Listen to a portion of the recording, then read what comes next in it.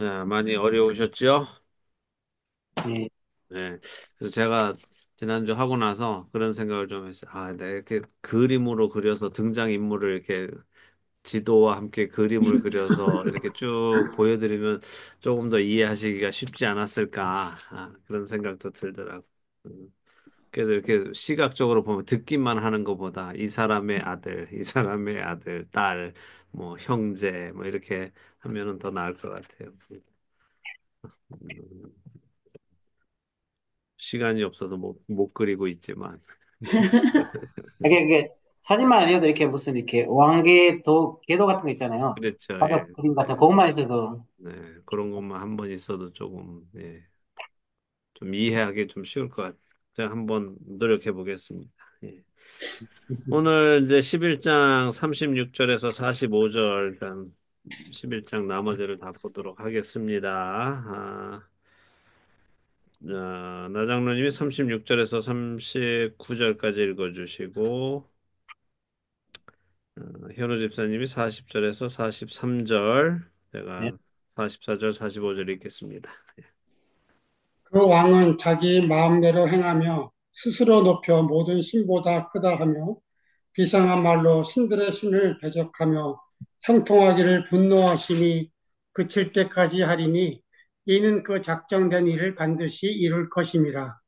그가 모든 것보다 스스로 크다 하고 그의 조상들의 신들과 여자들이 흠모하는 것을 돌아보지 아니하며 어떤 신도 돌아보지 아니하고 그 대신에 강한 신을 공경할 것이요 또 그 조상들이 알지 못하던 신에게 금, 은, 보석과 보물을 들여 공경할 것이며 그는 이방 신을 힘입어 크게 견고한 산성들을 점령할 것이요 무릇 그를 안다 하는 자에게는 영광을 더하여 여러 백성을 다스리게도 하며 그에게서 뇌물을 받고 땅을 나눠주기도 하리라. 마지막 때 남방왕이 그와 힘을 겨룰 것이나 북방왕이 병거와 마병과 많은 배로 해의 바람처럼 그에게로 맞이와서 큰 여러 나라에 침공하여 물이 넘침같이 지날 것이요. 그가 또 영화로운 땅에 들어갈 것이요 많은 나라를 패망하게 할 것이나 오직 에돔과 모압과 암몬 자손의 지도자들은 그의 손에서 벗어나리라. 그가 여러 나라들의 그의 손을 펴리니 애굽 땅도 면하지 못할 것이니 그가 권세로 애굽의 금은과 모든 보물을 차지할 것이요 리비아 사람과 부스 사람이 그의 시종이 되리라. 그러나 동북에서부터 소문이 이르러 그를 번민하게 하므로 그가 분노하여 나가서 많은 무리를 다 죽이며 멸망시키고자 할 것이요 그가 장막 궁전을 바다와 영화롭고 거룩한 산 사이에 세울 것이나 그의 종말이 이르리니 도와줄 자가 없으리라. 이제 지금 우리가 읽은 36절에서 45절까지 이야기는 우리가 이제 35절까지 이야기 봤을 때는 이제 누구 이야기였어요? 에피파네스라는 에파네스. 그 사람의 이야기였는데 지금 36절부터 45절은 에피파네스 얘기다 하는 사람들과 아니다. 훗날에 올 그리스도다라고 하는 사람들이 이제 나뉘기도 합니다. 근데 우리가 계속해서 지금 성경을 통해서 우리가 배우는 게 뭐냐 하면 하나님은 그러니까 마지막에 가지고 오실 그것을 보여주기 위해서 샘플을 계속 보여주시고 계시잖아요. 그래서 이게 마치 하나인 것 같지만 하나가 아닌, 그죠? 이해가 되시죠? 네. 네. 그래서 여기도 에피파네스와 관련이 있으면서도 에피파네스와는 조금 다른 결국에 마지막 날에 올 적그리스도에 대한 이야기다. 이렇게 이해하시면 될 거예요. 그래서 지금 우리가 지난주까지 배웠던 35절까지 내용은 다 일치해요. 에피파네스의 삶에 일어난 일과 다 일치합니다. 그런데 지금 36절부터 45절 내용은 일치하는 것도 있고 그렇지 않은 부분도 있습니다. 근데 우리가 전에 이제 그 얘기 했었죠. 비평가들이 다니엘의 이 예언은 다니엘 시대가 아니라 그 예언이 다 이루어진 먼 훗날에 쓴 거다. 어, 왜냐하면 이렇게 정확하게 쓸 수 없다라고 이제 비평가들은 주장한다고 말씀드렸잖아요. 근데 그들의 그런 주장을 우리가 일축해 버릴 수 있는 게 바로 이런 거죠. 만약에 정말 그들 말대로 먼 훗날에 다 쓴 거라면 여기 36절에서 45절도 다 일어난 일을 썼어야 하지 않겠어요? 음, 그런데 에피파네스의 삶에 일어나지 않은 일들을 썼다 하는 것은 이것이 여전히 유효한 예언의 말씀이고 이것이 그 전에 다니엘 시대에 실제적으로 쓰여진 말씀이다 하는 것을 우리가 볼 수 있죠. 그럼 누군가를 속이기 위해 쓴 거라면 틀리게 쓸 이유가 없죠. 그죠? 그러니까 그런 그 비평가들의 주장은 오히려 쓸데없는 주장입니다. 자, 지금 우리가 이제 36절에서 45절 읽었는데요. 이걸 다시 정리를 해보면 이거예요. 한 왕이 있어요. 그죠? 그 왕은 첫째는 자기 마음대로 행한다 그랬어요. 그 다음에 스스로 높여서 모든 신보다 크다라고 한다고 했어요. 그다음에 이제 비상한 말로 신들의 신을 대적한다 했습니다. 그 다음에 형통할 거라고 했고, 모든 것보다 스스로 크다 할 것이고, 그의 조상들의 신들과 여자들이 흠모하는 것은 돌아보지 않고 어떤 신도 돌아보지 않을 것이다 라고 했습니다. 대신에 그런 신들이 아닌 강한 신을 공경할 것이다 했어요. 그의 조상들이 알지 못하던 신을 공경하고 그 문 보석 보물을 들여서 그 신을 예배할 거다, 공경할 거다라고 했습니다. 그리고 이방 그 신을 힘입어서 크고 견고한 산성들을 점령할 거고 그 왕을 안다고 하는 사람들을 다시 말해 그 왕을 왕으로 인정해 주는 사람들한테는 영광을 주고 여러 백성들을 다스리게도 해주고 뇌물을 받고 땅도 나눠 주기도 할 거라고 했어요. 근데 마지막 때에 남방 왕이 그와 힘을 겨룰 것이지만 북방 왕이 병거와 마병과 많은 배로 회오리 바람처럼 그에게로 마주 나와서 여러 나라를 침공하여 물이 넘친같이 할 것이고 그가 영화로운 땅에 들어갈 것이다. 많은 나라를 패망하게 할 것이지만 에돔과 모압과 암몬 자손의 지도자들은 그의 손에서 벗어날 것이다 했어요. 하지만 애굽은 그를 피하지 못할 것이고 그래서 그가 애굽의 보물을 차지하고 리비아와 구스 사람도 정복할 것이다. 여러분이 조금 이 동네 지도를 좀 아시면은 이게 좀 이해가 되시겠죠? 자, 그래서 그런데 그렇게 이제 구스와 리비아까지 가는데 동북에서부터 소문이 들릴 것이고 그 소문이 그를 번민하게 해서 그가 많은 무리를 다 죽이고 멸망시키려고 할 것이고 장막 궁전을 바다와 거룩한 산, 곧 예루살렘 사이에 지을 것인데 결국 그의 힘도 없어지고 아무도 그를 돕지 못할 것이다. 라고 한 게 지금 36절에서 45절까지의 말씀이에요. 자, 근데 36절에 보면은 그가 비상하게 이제 말을 한다고 돼 있죠. 비상한 말로 신들의 신을 대적하는데 비상하다 하는 거는 놀랍고 경이롭다 이런 의미예요. 그러니까 이 왕은 지금껏 지금껏 신을 모독한 사람하고는 수준이 완전히 다른 말을 한다는 거예요. 정말 놀랍고 경이로운 말로 신을 대적한다는 거예요. 자, 그러니까 뭐 에피파네스의 경우도 다른 사람들이 하지 않았던 표현을 썼어요. 그게 뭐냐면 자기 이름을 에피파네스, 신의 현현이라고 얘기했단 말이에요. 그러니까 다른 사람들은 나는 뭐 신의 아들이다, 태양신의 아들이다, 라다, 뭐 이런 식으로 자기들을 표현한 적은 있었지만 신이 인간이 돼서 왔다라고 말하는 거는 에피파네스가 처음이었거든요. 그러니까 정말 오실 예수님을 어 자기가 그런 존재다라고 말했으니까 비상한 말이긴 해요. 근데 앞으로 정말 나올 적그리스도는 우리가 들어보지 못한 말로 하나님을 모독하며 자기 자신을 드높이게 될 겁니다. 요즘 사람들이 정말 하나님 모독하는 말을 들어보면 정말 어디서 저런 생각들이 나오고 하나님을 저런 식으로 표현하나 하는 걸 보면 너무도 무섭기도 해요. 감히 입에 담을 수가 없어. 그 사람들이 하나님을 표현하는 말을 들어보면. 어쨌든 중요한 거는 이런 신성 모독적인 행동을 하면서 하나님을 대적함에도 불구하고 그가 어떻다는 거예요? 형통하다는 거예요. 하나님 앞에 그렇게 대적하면 혼나야 되는데, 하나님한테 막힘을 당해야 되는데, 그렇지 않고 형통하다는 거예요. 그러니까 그가 이기는 것처럼 보이게 되고, 하나님이 없는 것처럼 보이고, 악이 승리하는 것처럼 보이게 되는 게 당연하죠. 악한 자가 하나님을 막 대적하는데, 어, 그 사람이 잘 되면 하나님이 정말 안 계신 것처럼 느껴지지 않겠어요?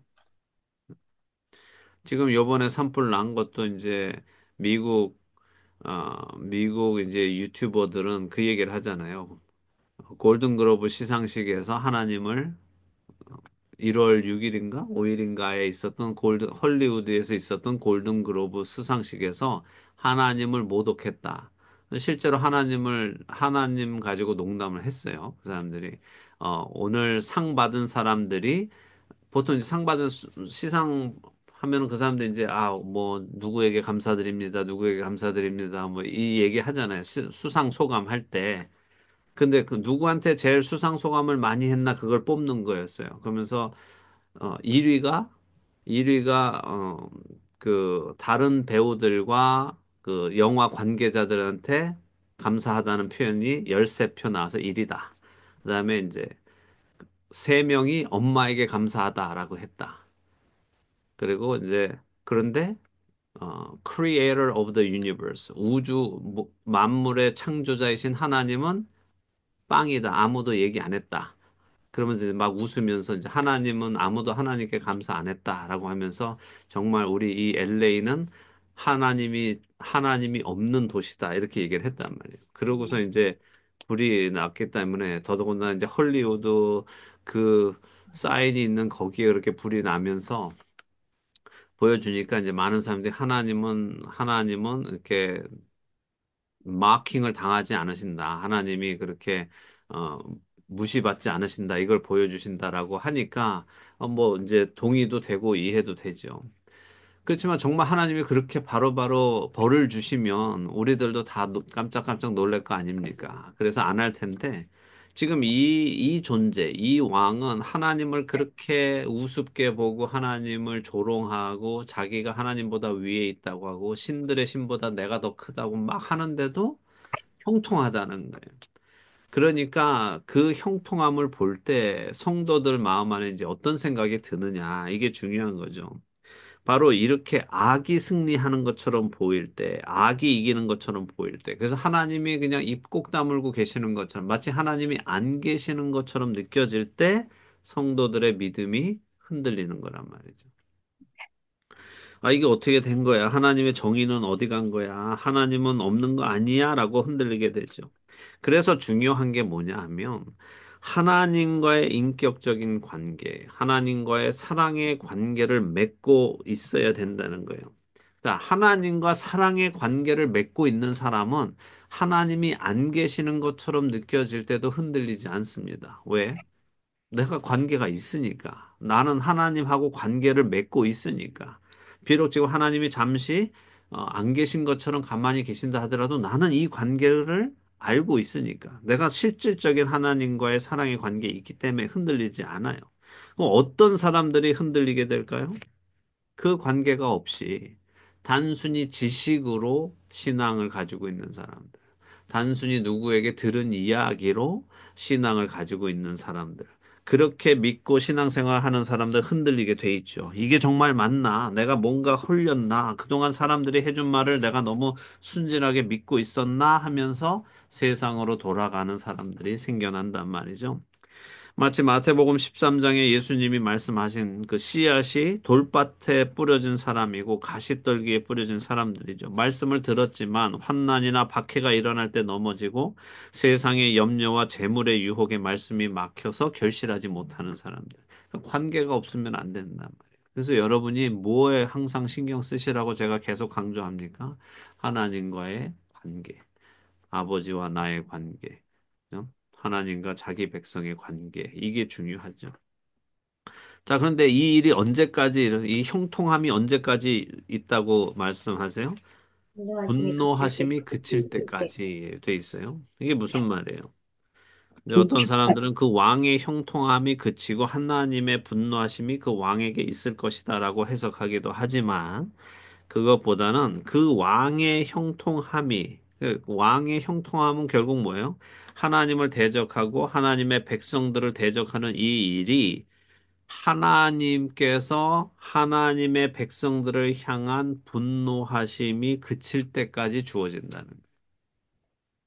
그럼 다시 말해서 하나님께서 예루살렘에 이 에피파네스라는 사람이 들어가서 이런 일을 하도록 허락하신 것은 뭐라는 거예요? 이 에피파네스가 예루살렘 성전에 들어가서 돼지 피를 뿌리고 제우스 신상을 세우고 하나님의 백성들을 죽이고 하나님께 드리는 제사를 못 지내게 막고 하도록 하나님이 내버려 두신 이유가 뭐라는 거예요? 분노라는 거죠. 누구를 향한? 하나님의 백성들을 향한. 그들이 하나님을 떠난 것에 대한 하나님의 분노가 하나님께서 결국 너희들이 정말 그렇게 다른 신을 원한다면 그렇게 해줄게 하고 하시는 거죠. 이것은 먼 훗날 에피파네스의 본체인 적그리스도가 와서 이런 일을 행할 때도 동일한 이유가 될 거예요. 하나님의 백성들을 향해서 하나님의 백성들이 하나님을 제대로 알지 못하고 하나님을 섬기지 못하고 세상 사람들처럼 또 세상의 다른 신들을 섬기고 할 때 하나님께서 분노하실 겁니다. 그래서 우리 하나님의 백성들이 하나님을 떠나 세상과 동화되고 살아갈 때 하나님은 이런 일들이 일어나게 하셔서 혼내는 거에 목적이 있지 않고 뭐에 있어요? 항상 깨닫게 하시고, 그렇죠. 깨우치게 하셔서 돌아서게 하시는 거죠. 그게 하나님이 목적이죠. 그래서 이런 일이 일어날 때 영적인 부흥이 일어나는 거예요. 이런 핍박과 환난이 올 때 영적인 부흥이 일어나는 거죠. 자, 우리 한국의 영적 부흥은 언제 왔어요? 일제시대와 거기, 일제시대와 6.25를 위기를 지나서. 지나면서 왔단 말이죠. 그죠? 네. 한국 교회가 예수님이냐 아니면 죽음이냐 하는 두 가지 결정 앞에서 결정을 해야 할 때 사람들이 목숨을 버리고 예수님을 선택하는 일들이 있었기 때문에 한국 교회가 부흥한 거죠. 그렇죠. 그때가 바로 거룩함으로 거듭나는 때입니다. 자, 37절에 그가 그의 조상들의 신들과 여자들이 흠모하는 것을 돌아보지 않는다 하는 표현이 있는데 좀 이해하기 어렵죠. 이제 원어로 보면 엘로힘이에요. 자, 엘로힘은 제가 뭐라고 말씀드렸습니까? 엘로힘은 뭐라고 번역돼야 됩니까? 신. 신. 신, 그치. 네. 예, 맞아요. 신인데, 하나님을 뜻할 때도 있고, 다른 한, 신을 뜻할 때도 있단 말이죠. 그러면 결국 우리가 어떻게 그것을 결정할 수 있어요? 그, 그 문맥을 문맥 한, 안에서 결정해야 돼요. 문맥 안에서. 음, 그렇죠? 태초에 하나님이 천지를 창조하시니라 할 때는 베레시트 베라 엘로힘 이렇게 된단 말이죠. 베레시트 바라 엘로힘이 천지를 창조하셨다. 이때는 우리 하나님이단 말이죠. 그렇지만 지금 여기 문맥 안에서는 이걸 하나님으로 만약에 하나님으로 번역을 하면 여기 이제 원어는 엘로힘인데 만약에 엘로힘을 여기서 하나님으로 번역하면 이 사람은 어느 나라 사람이 되는 거예요? 유대인이 되는 거죠. 유대인이 되는 거죠. 적그리스도가 유대인이 되는 거란 말이에요. 그죠? 아, 근데 우리가 앞에 다니엘 배울 때 봤었죠. 예. 그죠? 지극히 높은 자를 죽이고 거룩한 성을 무너뜨리는 자가 어디서 온다고 돼 있었어요? 로마. 로마에서 온다고 돼 정말, 있었잖아요. 그죠? 그러니까 이 사람은 유대인이 아닌 거죠. 음. 그러니까 이 엘로힘은 하나님으로 번역하면 안 되고 그냥 신들로 번역을 해야죠. 신의 복수형이니까. 근데 실제로 킹 제임스는 이걸 하나님으로 번역했단 말이에요. 그래서 이 킹 제임스만이 옳은 번역이다. 뭐 이렇게 하는 게 주장하는 게 얼마나 건방진 거고 또 교만한 건지 우리가 잘 생각해야 돼요. 그래서 여기 이 조상들의 신들이라 번역하면 이거는 이 사람이 자신의 뿌리 속에 섬기던 신들을 얘기하는 거죠. 자기가. 그죠? 그래서 이거는 개역 개정에 맞게 번역한 건데. 자, 그러면 여자들이 흠모하는 건 뭘까요? 또 학자들마다 다른데. 어떤 학자들은 이 여자들이 흠모하는 거는 메시아다, 예수님이다. 이렇게 이제 해석을 해요. 그러니까 이제 만약에 앞에 그 엘로힘을 하나님으로 번역하면 이 해석도 맞을 수 있죠. 왜냐하면 어, 유대인들은 유대인들은 뭘 흠모했을까 해보면 하나님이 처음부터 여자의 후손으로 메시아가 올 것을 말씀하셨기 때문에 여자들이 자기가 그 메시아의 어머니가 되고 싶다. 이렇게 해석할 수 있단 말이죠. 네. 여자들이 흠모하는 것을. 근데 그것은 이제 엘로힘을 그거를 이제 하나님으로 번역할 때 되지만 문맥 안에서 보면 이건 37절은 전부 다 다른 신들을 말하고 있는 거예요. 왜냐하면 지금 38절에 나오는 새로운 신을 이야기하기 위해서 음, 그동안 존재했던 모든 신들을 다 부인하는 걸로 보는 것이 옳단 말이죠. 그러니까 이 왕이라는 존재가 자기 조상들이 섬기던 신도 돌아보지 않고 주변의 여성들이 당신의 이제 섬기던 다른 신들도 돌아보지 않고 그죠? 새로운 신을 섬기는데 그게 뭐냐 하면 38절에 강한 신이죠. 그래서 이 강한 신을 모든 값진 것들을 가져다 드리고 예배할 거라는 거예요. 근데 이 강한 신이라는 말의 원어는 요새들의 신이에요. 요새. 이 요새가 뭐예요? 한, 크고 네, 강력한 네, 뭐, 진지 뭐 이런 거죠. 크고 강력한 성 이런 거죠. 그래서 이 요새라는 말 안에는 군대, 군사, 무기, 기술 등을 다 가지고 있는 아주 강력한 힘을 가진 신을 말하죠. 그러니까 당시가 아니라 먼 훗날 우리가 이렇게 생각해 보면 이 신은 정말 모든 세상의 모든 힘을 다 가지고 있겠구나. 정치, 정보, 무기, 뭐 이런 것들 다 가지고 있는 그런 신이 되겠구나 하는 거죠. 그래서 보면 39절에 보면 바로 이 왕이 이 이방 신을 힘입어서 세상을 점령해 나갈 거란 말이죠. 그러니까 신의 힘으로 그 일을 한다는 거예요. 자기 힘으로 하는 게 아니라 신의 힘을 받아서. 그렇게 해 나갈 때 자신을 인정하는 자들, 다시 말해 자신의 힘을 인정해 주는 자들, 자신이 왕이라는 것을 인정해 주는 사람들한테는 영광도 주고 세워주고 여러 나라도 나눠주고 땅도 나눠줘서 다스리게 한다는 거죠. 결국 이건 뭐냐면 그가 세상을 다스리는 적그리스도로 세워질 것이다 하는 것을 얘기해 주고 있는 거예요. 네. 그래서 그 적그리스도를 경배하고 그의 힘 아래에 자신을 복종시키면 어떤 걸 받겠어요? 자기들도 한 자리 하는 거죠. 그죠? 그러니까 사람들이 미혹을 당하겠어요? 안 당하겠어요? 뭐 정하죠. 당하죠. 그죠? 다들 높이 올라가고 싶고 막 하면은 그 그냥 여기 가서 인사하면 절하고 인정해주고 하면 되니까. 자, 그럼 우리도 주님 믿는 것이, 우리가 주님을 믿는 게 당장 우리한테 손해를 끼치게 된다면 어떻게 하실 것 같아요? 예를 들어, 자, 사회가 바뀌어서 동성애를 지지하지 않는 사람들에게는 소셜 시큐리티 연금을 주지 않겠다라고 법을 바꾸면 어떻게 하실 것 같아요? 여기 재미나 만드는 거죠. 여기 뭐 다 소셜 시큐리티 없어도 사시는 분들이면 아이 뭐 나는 내 믿음 지킬 거야 하실 수 있겠지만 소셜 시큐리티 없이는 못 사는 사람들이라면 어떻게 하겠어요? 엄청 갈지. 지지하겠죠. 힘들만 한 내용이 되겠죠. 그죠? 막 종교 대통합을 시키면서 모든 종교는 한 곳에 모여서 같은 신을 섬겨라. 이름만 다르지 사실은 다 같은 신이다라고 하면서 그냥 모두 다 모여놓고 같이 막 찬양하고 예배하게 한다면 그렇게 해서 거기 안 오는 사람들은 복지 혜택을 주지 않겠다. 매매를 하지 못하게 한다면 어떻게 하시겠냐는 거예요. 이게 바로 요한계시록 13장의 이야기잖아요. 그에게 경배하지 않는 자들은 매매를 하지 못하게.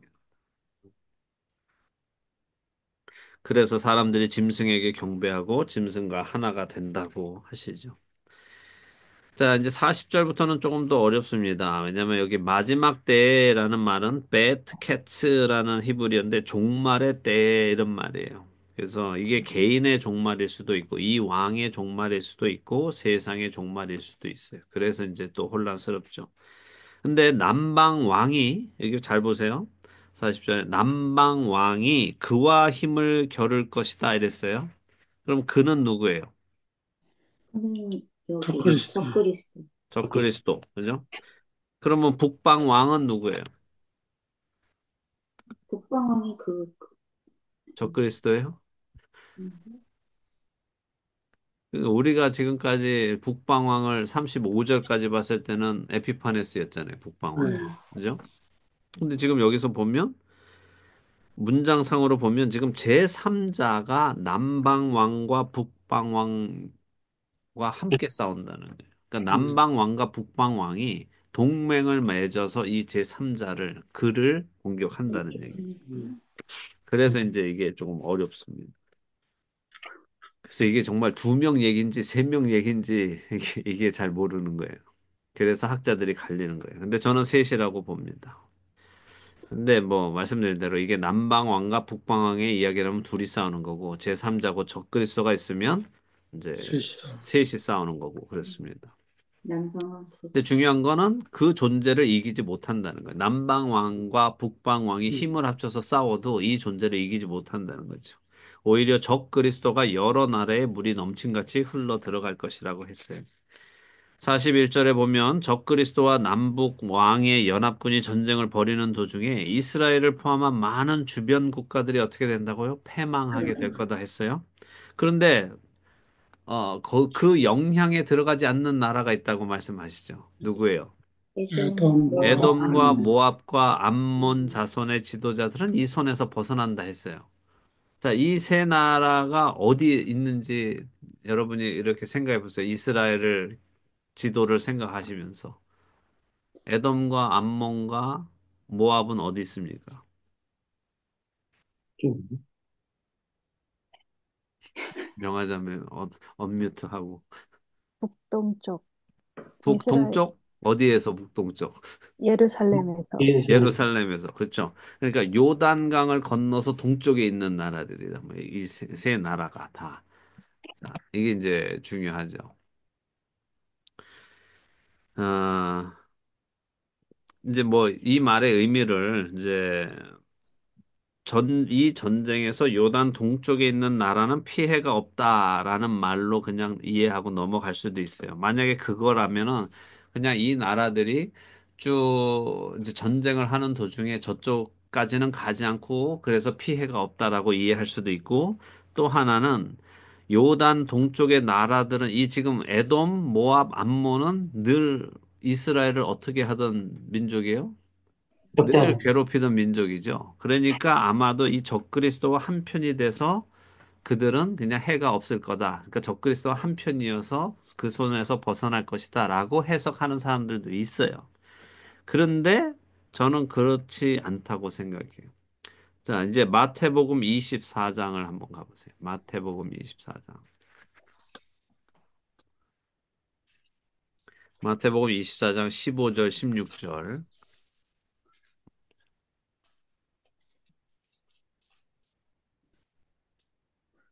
마태복음 24장 15절, 16절. 낙원사님 한번 읽어주시죠.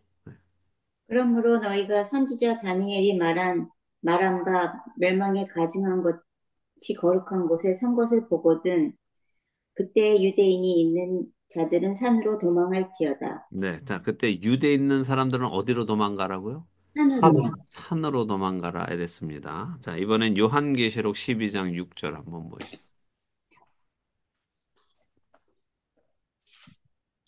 요한계시록 12장 6절. 원선 집사님 한번 읽어주실까요? 그 여자가 광야로 도망하매 거기서 1260일 동안 그를 양육하기 위하여 하나님께서 예비하신 곳이 있더라. 네, 자, 어디로 간다고요? 이게 그 여자가 누구예요? 이스라엘이죠, 이스라엘. 그죠? 이스라엘이 어디로 도망간다고요? 광야. 광야로 도망해서 목숨을 건질 것이다. 라고 했어요. 네. 자, 그러니까 예루살렘에 적그리스도의 공격이 들어올 때 이스라엘 백성들 중에는 깨닫는 자들, 그죠? 읽는 자는 깨달을 진자 했어요. 읽는 자들 깨닫는 자들은 어떻게 해요? 곧 예수님의 말씀을 믿는 참된 백성들은 어디로 가라는 거예요? 하늘로 가라. 산이 있는 광야로 가라. 광야로 가라. 그곳에 가면 뭘 된다? 보호를 받을 거라는 거예요. 자, 명화자매가 미가서 이번에 여러분 다 미가서 보세요. 미가서 2장 12절 읽어보세요. 미가서 구약의 미가서 2장 12절. 야곱아, 내가 반드시 너희 무리를 다 모으며 내가 반드시 이스라엘의 남은 자를 모으고 그들을 한 처소에 두기를 보스라의 양떼같이 하며 초장의 양떼같이 하리니 사람들이 크게 떠들 것이며. 네. 자, 하나님께서 어떻게 하신다고? 야곱은 누구예요? 이스라엘이죠. 네. 이스라엘의 남은 자들을 다 모으시고 그들을 한 처소에 두셔서 뭐 하신다고요? 지키실 거라고 하세요. 하나님께서 지키실 거예요. 근데 그들이 마치 누구 같다고요? 양떼, 보스라의 양떼 같다 그랬어요. 보스라가 뭐예요? 보스라. 보스라가 뭡니까? 보스라.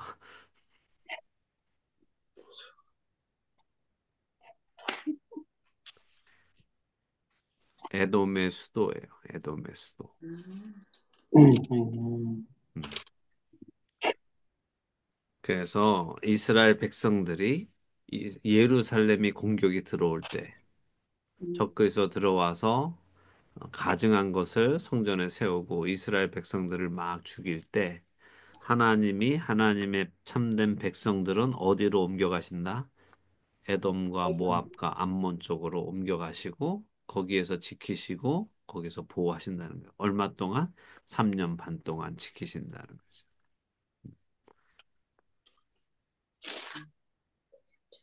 자, 42절, 43절. 근데 그 반면에 애굽은 보호받지 못하고 망할 것이다라고 하는 거예요. 애굽은 이제 이집트니까 이스라엘에서 어디예요? 남쪽, 남서쪽이죠. 아프리카 대륙 쪽이잖아요.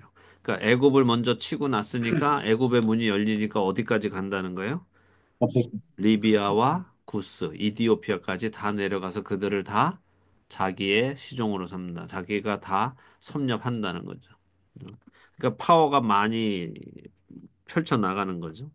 근데 44절에 보면 동쪽과 동북인데 이게 동쪽과 북쪽에서 서로 다른 거예요. 동쪽과 북쪽에서 소문이 오는 거예요. 그 성경에서 보통 동쪽 하면은 메소포타미아, 옛날 아브라함이 왔던 거 바벨론을 의미하고 바벨론 사이드를 의미하고 북쪽은 시리아를 의미한단 말이죠. 근데 거기서 소문이 왔대요. 근데 이 소문을 들으면은 이 존재가 화가 난단 말이에요. 번민한다고 했단 말이에요.